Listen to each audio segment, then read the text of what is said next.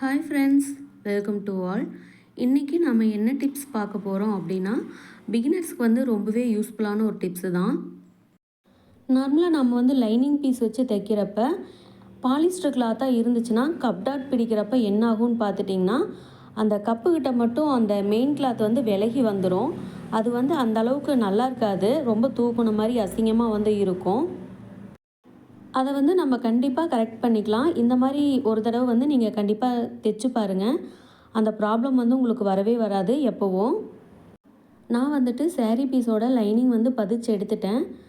இப்போ வந்து cup dot பிடிப்போம் இல்லைங்களா, அதுக்கு வந்து மார்க் பண்ணியிருப்போம். நல்லா தெரியணும் அப்படிங்கிறதுக்காக நான் இன்னொரு தடவை மார்க் பண்ணிக்கிறேன்.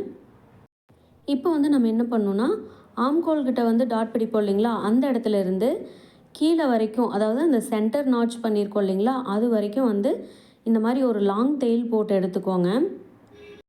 நெக்ஸ்ட்டு வந்து ஹூக் பட்டிட்ட டாட் பிடிப்போம் இல்லைங்களா, அங்கேயும் வந்து நான் இந்த மாதிரி தையல் போட்டு எடுத்துக்கிறேன். இப்போ பாருங்கள், நான் தையல் போட்டு எடுத்துட்டேன். எதுக்காக இந்த தையல் வந்து போடுறோம் அப்படின்னு பார்த்துட்டிங்கன்னா, துணி வந்து விலகி வராமல் இருக்கிறதுக்காக தான் நம்ம வந்து இந்த மாதிரி சேஃப்டி ஸ்டிச் வந்து பண்ணுறோம். இது வந்து லாஸ்ட்டாக நம்ம வந்து பிரித்து விட்டுறலாம். இதனால் வந்து எந்த டிஸ்டர்பன்ஸும் வந்து நமக்கு இருக்காது.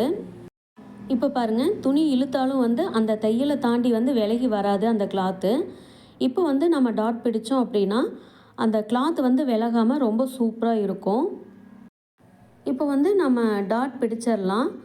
பாருங்கள், சென்டர் நாச்சை வந்து கனெக்ட் பண்ணிவிட்டு அதுக்கப்புறமா வந்துட்டு தையல் போடுங்க. ஏன்னா டாட் வந்து மிஸ் ஆகிடக்கூடாது. ஃப்ரண்ட் சைடு வந்து கப்புக்கு டாட் போடுறப்போ கொஞ்சம் வளைவாக கொண்டு வந்து டாட் போடுங்க. ரொம்ப சூப்பராக இருக்கும் இந்த மாதிரி டாட் பிடிச்சிங்க அப்படின்னா. இப்போ நான் வந்து டாட் போட்டு முடிச்சிட்டேன். பாருங்கள், மேல் சைடு வந்து எவ்வளோ நீட்டாக வந்து வந்திருக்குன்னு. கிளாத் எங்கேயுமே வந்து எக்ஸஸாக விலகி போகவே இல்லை, ரொம்ப பர்ஃபெக்டாக வந்து வந்திருக்கு. டாட் பிடிக்கிறதுக்கு முன்னாடி கண்டிப்பாக வந்து இந்த மாதிரி ஒரு லாங் தையல் போட்டுட்டு அதுக்கப்புறமா வந்து இந்த மாதிரி கப் டாட் பிடிச்சிங்க அப்படின்னா துணி வந்து விலகவே விலகாது. நெக்ஸ்ட்டு வந்துட்டு ஹூக் சைடு டாட் பிடிப்போம் இல்லைங்களா, அங்கே வந்து டாட் பிடிச்சிக்கலாம்.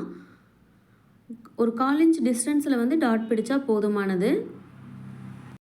இப்போ செகண்ட் டாட் வந்து கம்ப்ளீட் பண்ணியாச்சு. இப்போ வந்துட்டு மேல் சைடு பார்த்துடலாம். பாருங்கள், எங்கேயுமே வந்து விலகல, கிளாத்து ரொம்ப சூப்பராக இருக்குது. கொஞ்சம் கூட மிஸ் ஆகாமல் இருக்குது பார்த்தீங்களா. ஃபைனலாக வந்து நம்ம 3வது டாட்டும் போட்டு எடுத்துடலாம். 2 டாட்டை வந்து கரெக்டாக கனெக்ட் பண்ணிங்கனாவே 3வது டாட் வந்து நமக்கு எங்கே போடணும் அப்படிங்கிறது வந்து தெரியும். ஸோ அதை வந்து கரெக்ட் பண்ணி நீங்கள் வந்து 3வது டாட் போட்டு எடுத்துக்கோங்க. 3வது டாட் வந்து ரொம்ப லென்த்தாக வரும். ஸோ கரெக்டாக வந்து தையல் போடுங்க. இப்போ பாருங்கள், 3 டாட்டும் போட்டு முடிச்சிட்டோம். எவ்வளோ நீட்டாக பர்ஃபெக்டாக வந்து வந்திருக்குன்னு நீங்களே பாருங்கள். இப்போ வந்து நம்ம மேலே அந்த தையல் இருக்குது பார்த்தீங்களா, அதை வந்து நம்ம பிரித்து எடுத்துடலாம். டாட் ஃபினிஷ் பண்ணியிருப்போம் இல்லைங்களா, அங்கேருந்து நம்ம டாட் பிரித்தோம்னா போதும். மீதி தையலெல்லாம் வந்துட்டு பார்த்திங்கன்னா உள்ளே கவர் ஆகிடும்.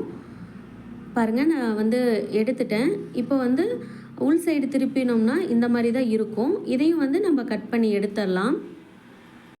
இப்போ மேல் சைடு வந்து திருப்பி பார்த்தீங்க அப்படின்னா நம்ம ஃபஸ்ட்டே டாட் போட்டு தான் வந்து கப் டாட் பிடிச்சிருக்கோம் அப்படின்னு வந்து யாருக்குமே தெரியாது. ரொம்ப சூப்பராக பர்ஃபெக்டாக வந்து இருக்கும். இந்த வீடியோ உங்களுக்கு பிடிச்சிருந்துச்சுன்னா மறக்காமல் நம்ம சேனலை சப்ஸ்கிரைப் பண்ணி வச்சுக்கோங்க. அப்போ தான் நான் போடுற வீடியோஸ் எல்லாமே வந்துட்டு உங்களுக்கு உடனுக்குடனே அப்டேட்டாக கிடைக்கும். தேங்க்யூ.